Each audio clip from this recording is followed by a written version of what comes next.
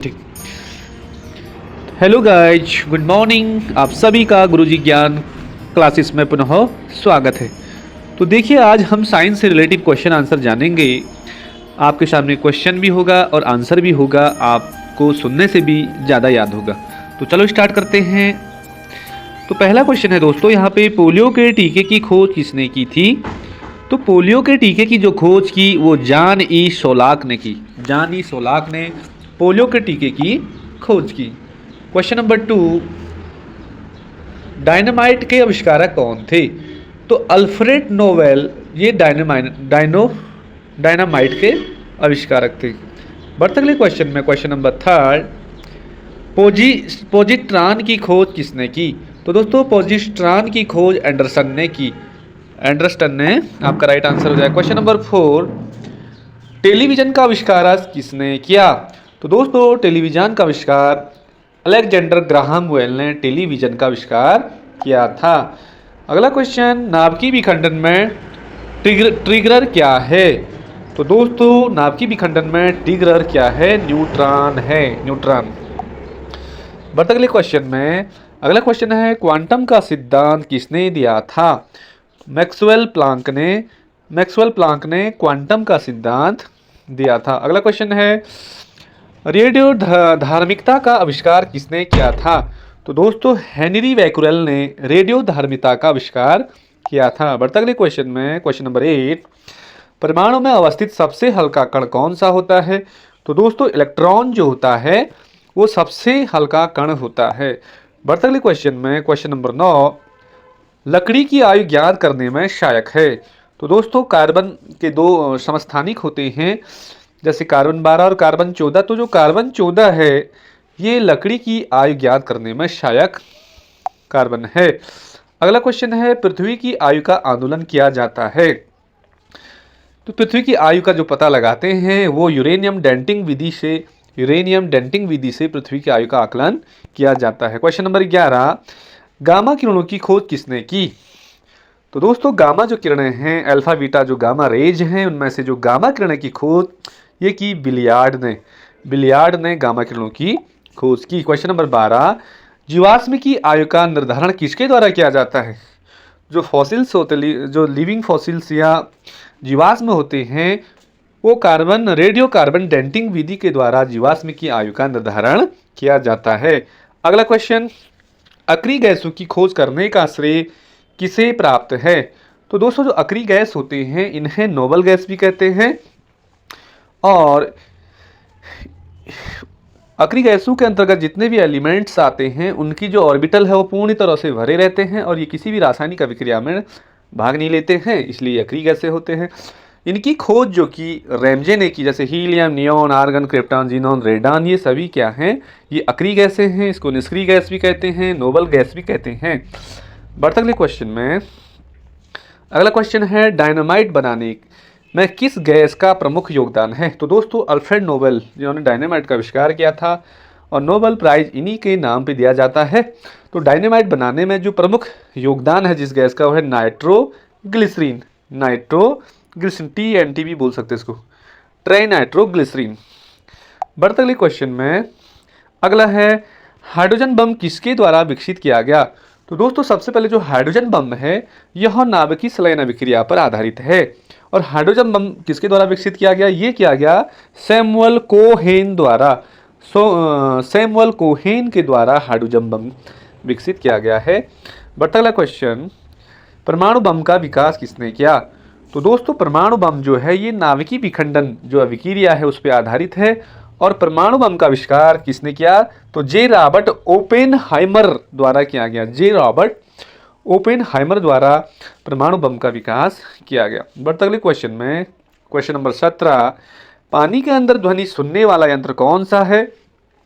पानी के अंदर ध्वनि सुनने वाला जो यंत्र है वो हाइड्रोफोन है। हाइड्रोफोन आपका राइट आंसर हो जाएगा। ये question class 10th, 9th, 11th, 12th, BSc, MSc सब के लिए इंपॉर्टेंट है और परीक्षाओं के लिए भी बहुत ज़्यादा इंपॉर्टेंट है। अगला क्वेश्चन है 18वां, लाउड स्पीकर में ऊर्जा परिवर्तित होती है। तो दोस्तों लाउड स्पीकर जो होता है उसमें ऊर्जा परिवर्तित होती है विद्युत ऊर्जा से पहले विद्युत से यांत्रिक और यांत्रिक से ध्वनि ऊर्जा में परिवर्तित होती है, यांत्रिक ऊर्जा से ध्वनि ऊर्जा में परिवर्तित होती है। अगला क्वेश्चन है 19वां, रासायनिक ऊर्जा को विद्युत ऊर्जा में परिवर्तन होता है किसके द्वारा? रासायनिक जो एनर्जी है वो विद्युत ऊर्जा में परिवर्तन होता है, बैटरी में होता है। किस में होता है? बैटरी आपका राइट आंसर हो जाएगा। क्वेश्चन नंबर 20, रिएक्टिफायर का आविष्कार किसने किया? तो रिएक्टिफायर, तो एसी जो रिएक्टिफायर होता है यह एसी को डीसी में बदलने का के लिए प्रयोग में लिया जाता है। तो रेक्टिफायर का जो प्रयोग किया जाता है वो एसी से डीसी, बोले तो अल्टरनेट करंट से डायरेक्ट करंट में इसका उपयोग किया जाता है रेक्टिफायर का। क्वेश्चन नंबर 21, ट्रांसफार्मर का प्रयोग किया जाता है। तो दोस्तों ट्रांसफार्मर का जो प्रयोग होता है केवल एसी में होता है, अल्टरनेट करंट में, केवल अल्टरनेट करंट में। क्वेश्चन नंबर 22, टेलीफोन लाइन में प्रवाहित ऊर्जा होती है। जो टेलीफोन लाइन आपने देखी है उसमें विद्युत ऊर्जा प्रवाहित होती है। अगला क्वेश्चन, शुष्क सेल में किस तरह की ऊर्जा निहित होती है? जो शुष्क सेल होते हैं गैल्वेनिक सेल भी कहलाते हैं, और इनमें जो रासायनिक केमिकल एनर्जी इसमें होती है। अगला क्वेश्चन, ट्रांसफार्मर किस सिद्धांत पर आधारित है? तो दोस्तों ट्रांसफार्मर जो होता है उसमें एसी करंट प्रयोग होता है और यह विद्युत चुम्बकीय प्रेरण के सिद्धांत पर आधारित होता है। विद्युत चुम्बकीय प्रेरण के सिद्धांत पर आधारित होता है। बढ़ते अगले क्वेश्चन में, क्वेश्चन नंबर 25, ट्रांसफर का क्रोध किस ताप से बना होता है? जो ट्रांसफर का जो कोड होता है वो नर्म लोहे का बना होता है, नर्म लोहे का बना होता है। और ट्रांसफार्मर जो होते हैं उसमें भंवर धाराएं कभी आ जाता है कि कौन सी धाराएं, तो भंवर धाराएं उसमें उत्पन्न होती हैं। अगला क्वेश्चन, क्वेश्चन नंबर 26, द्रव का आपेक्षिक घनत्व मापा जाता है। तो दोस्तों बहुत ज़्यादा इंपॉर्टेंट है, द्रव का जो आपेक्षिक घनत्व की बात होगा किसमें मापा जाता है? हाइड्रोमीटर, हाइग्रो नहीं हाइड्रोमीटर में द्रव का आपेक्षिक घनत्व मापा जाता है। क्वेश्चन नंबर 27वां, दूध की शुद्धता किस यंत्र द्वारा मापी जाती है?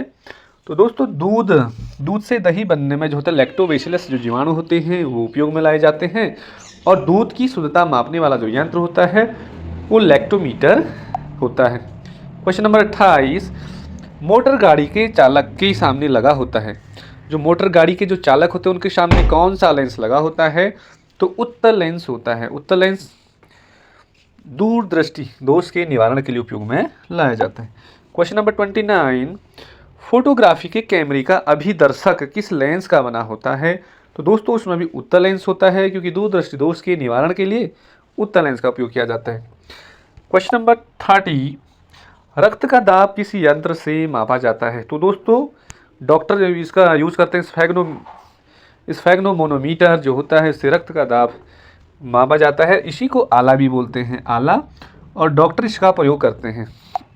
क्वेश्चन नंबर 31, पानी में हवा का बुलबुला किस तरह कार्य करता है? तो पानी में देखा होगा ना, हवा का जो बुलबुला होता है वह अवतल लेंस की तरह कार्य करता है। लगभग दोस्तों बहुत बारी क्वेश्चन परीक्षा में देखने को मिलता है। क्वेश्चन नंबर 32, आज के जो बहुत सिलेक्टेड क्वेश्चन है, लगातार परीक्षाओं में पूछे जाने वाले जो क्वेश्चन है यही क्वेश्चन है। अगला है, वायुमंडल की आर्द्रता मापी जाती है। तो दोस्तों वायुमंडल का जो आपेक्षिक ये वायुमंडल की जो आर्द्रता की बात करेगा तो हाइग्रोमीटर हो जाएगा आपका। हाइग्रोमीटर वायुमंडल की आर्द्रता मापने में काम आता है। क्वेश्चन नंबर 30, ध्वनि की तीव्रता मापी जाती है। तो दोस्तों ध्वनि का जो मात्रक होता है वो डेसिबल होता है, ध्वनि की तीव्रता मापी जाती है और डेसिबल में मापी जाती है। अगला क्वेश्चन है, मानव रेटिना पर बना हुआ प्रतिबिंब कैसा होता है? तो मानव का आंख जो है देखा होगा आपने, रेटिना पे जो प्रतिबिंब बनता है एक तो वास्तविक बनेगा और उल्टा भी बनेगा, उल्टा प्रतीत होता है। ठीक है। बढ़ते अगले क्वेश्चन में, जब कोई वस्तु दो समांतर समतल दर्पण के बीच रखी जाती है तो बने हुए प्रतिबिंब की संख्या क्या होगी? इन्फिनिट, अनंत होगी। क्वेश्चन नंबर 33, कल्पना चावला का जन्म कहाँ हुआ था? तो कल्पना चावला भी अंतरिक्ष से रिलेटिव थी और करनाल हरियाणा में हुआ था। अगला क्वेश्चन, ब्रह्मांड में सबसे अधिक मात्रा में कौन सा तत्व पाया जाता है? तो दोस्तों हाइड्रोजन, इसे भविष्य का ईंधन भी कहा गया है। भविष्य का ईंधन भी कौन है? हाइड्रोजन है। और ब्रह्मांड में सबसे अधिक मात्रा में पाए जाने वाला तत्व एलिमेंट्स है। क्वेश्चन नंबर 28, भारत की प्रथम महिला अंतरिक्ष यात्री कौन है? तो दोस्तों कल्पना चावला जो हरियाणा की थी, यह भारत की प्रथम अंतरिक्ष यात्री थी।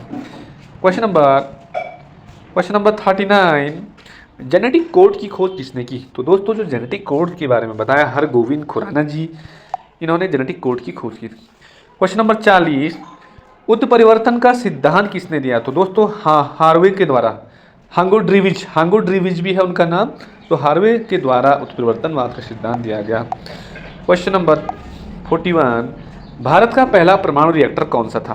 तो दोस्तों अप्सरा भारत का पहला परमाणु रिएक्टर था। क्वेश्चन नंबर 42, पृथ्वी पर सबसे बड़ा एवं सर्वाधिक भारी ग्रह कौन सा है? तो दोस्तों पृथ्वी का सबसे बड़ा और सर्वाधिक भारी ग्रह भी बृहस्पति है। बृहस्पति आपका इसमें राइट आंसर हो जाएगा। बढ़ते अगले क्वेश्चन में, पृथ्वी पर सबसे छोटा एवं सूर्य के से निकट ग्रह कौन सा है? पृथ्वी का सबसे छोटा बुध ग्रह है और सूर्य के सबसे निकट भी है। क्वेश्चन नंबर 44, पृथ्वी के सबसे निकट ग्रह कौन सा है? पृथ्वी के निकट ग्रह है सूर्य है, और सूर्य के कौन है? बुध हो जाएगा।